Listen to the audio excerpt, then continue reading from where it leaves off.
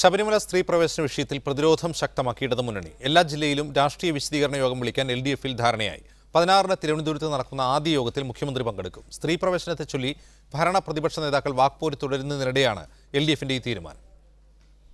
ശബരിമല വിധിയിൽ വിശ്വാസികളുമായി സർക്കാർ തർക്കത്തിനില്ലെന്ന് പറഞ്ഞാണ് ദേവസ്വം മന്ത്രി കടകംപള്ളി സുരേന്ദ്രൻ നിലപാട് ആവർത്തിച്ചത്. ഇന്നലെ വരെ ചെയ്തത് അവിടെ വരുന്ന സ്ത്രീകളെ തടയുക എന്നുള്ളതായിരുന്നു. സുപ്രീം കോടതിയുടെ വിധി നിലനിൽക്കുന്നതുകൊണ്ട് തടയാൻ നമുക്ക് സാധിക്കില്ല.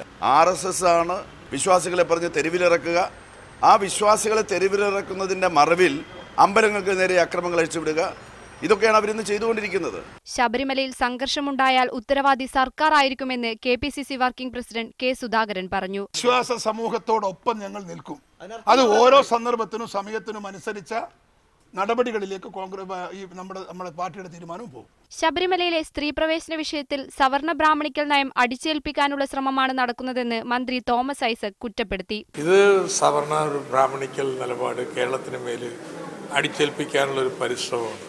അത് പൊളിഞ്ഞു കഴിഞ്ഞു. ഇല്ല, അതൊന്നും കേരളത്തിൽ ഈ ധ്രുവീകരണം ഒരു പണിച്ച പണി പണിട്ട് നോക്കുന്നു. കേരളത്തിൽ വർഗീയ ധ്രുവീകരണം ഉണ്ടാക്കാനുള്ള ശ്രമം വിജയിക്കില്ലെന്നും മന്ത്രി കൊല്ലത്ത് പറഞ്ഞു. ഏക സിവിൽ കോഡ് നടപ്പാക്കാനുള്ള RSS ശ്രമത്തെ CPM പിന്തുണയ്ക്കുകയാണെന്ന് K. മുരളീധരൻ കുറ്റപ്പെടുത്തി. ശബരിമല അയ്യപ്പനെ കരുവാക്കി ഇനി മുസ്ലിം പള്ളികളിലും ക്രൈസ്തവ ദേവാലയങ്ങളിലും എങ്ങനെ കയറി അവരുടെ ആചാരങ്ങൾ ഇല്ലാതാക്കാം എന്നും തുടർന്ന് അത് ഏക സിവിൽ കോഡിലേക്കും കൊണ്ടുപോകാനുള്ള ഗൂഢശ്രമമാണ് അവർ ചെയ്തത്. വിവിധ ബ്യൂറോകൾക്കൊപ്പം ന്യൂസ് ഡെസ്ക് മീഡിയ 1.